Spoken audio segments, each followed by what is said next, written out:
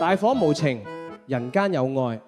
宏福苑5級火發生1個星期，警方 DVIU 依然派出104人嘅隊伍去搜救，報稱失聯嘅寵物。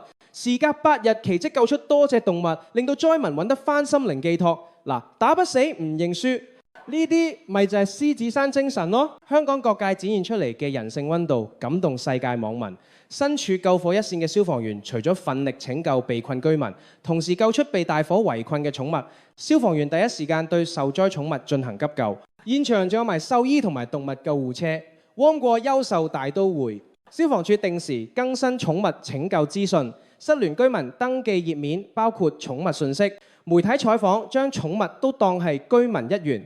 呢啲細節都詮釋咗香港社會對所有生命嘅尊重。全港市民接力支援大埔，更加打破咗各地網民對香港人嘅刻板印象。小紅書好多人開 post 話，以前覺得香港人冷漠，旅遊比港人西面，但係經過宏福苑大火，先發現原來冷漠只係表面，面冷心熱有邊界感，但係熱心團結先係香港嘅都市內核。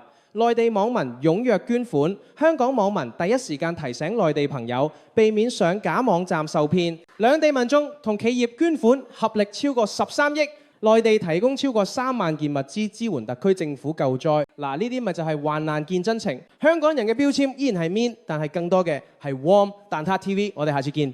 蛋撻 TV 有意思，同你笑住傾時事，開心 share 一齊睇，食花生 bagel。